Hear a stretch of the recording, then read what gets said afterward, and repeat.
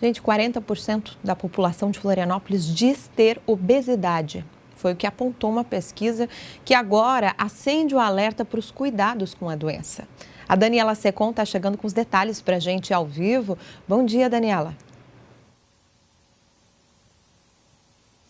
Oi, Marta, bom dia para você, para o Lucas, para você que está nos acompanhando aí de casa. Um problema que não é restrito aqui à capital de Santa Catarina, muito pelo contrário. A gente sabe que Brasil e mundo afora, os dados com relação à obesidade têm preocupado cada vez mais. Essa introdução do fast food, principalmente também o sedentarismo, que vem em contrapartida para ajudar a aumentar esses casos. E aí a gente realmente pode ter problemas no futuro, não só no futuro, mas também no presente, né? Esses dados são de uma pesquisa de 2023, realizada por um sistema de vigilância de doenças crônicas, que é feito por telefone, né? E aí a população aqui de Florianópolis, como a Marta comentou, 43,6% respondeu afirmando ter obesidade.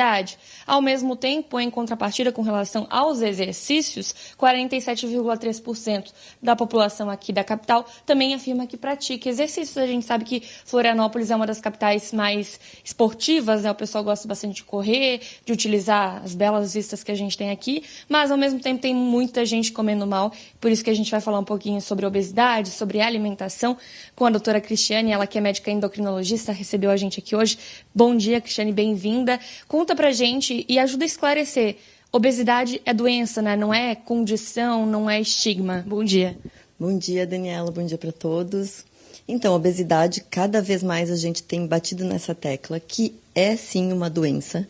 Tem um CID, que é o Código Internacional de Doenças, e é uma doença grave e hoje um problema de saúde pública, principalmente, né? Então, as pessoas, às vezes, elas pensam na obesidade como uma coisa estética ou um estigma, ser quebrado, enfim, ou ser assumido, mas na verdade precisa ser tratado, muito mais do que qualquer coisa, né, que a gente precise fazer. E principalmente que eu sempre falo que a obesidade ela é o pilar de várias doenças que hoje são as principais causas de morte no mundo, como a doença cardiovascular, como a obesidade, então a dislipidemia também, e ainda também vários tipos de câncer estão associados diretamente à obesidade. Esses hábitos que eu comentei recentemente, né, a questão dos fast foods, a má alimentação, tabagismo, abuso de álcool, tudo isso contribui, né? O que caracteriza uma pessoa obesa? Quais são as características para declarar, para entender essa doença?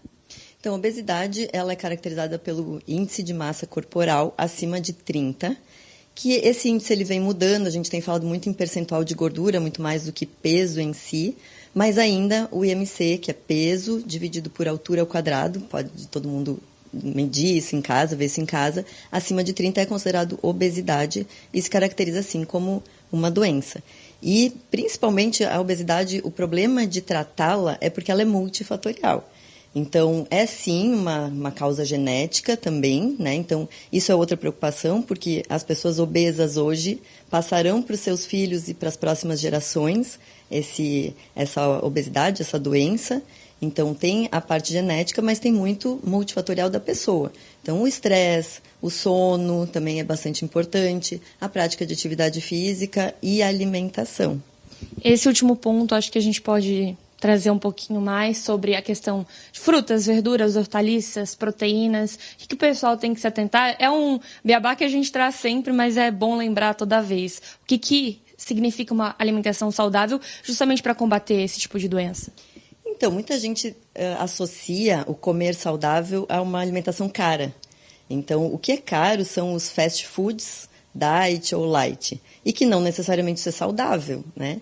Então, uma boa alimentação, ela consiste em frutas, verduras, e isso pode ter um fácil acesso, às vezes pode ter uma horta em casa, uma planta frutífera em casa, tem várias feirinhas que também têm custos mais baixos, e a comida de verdade.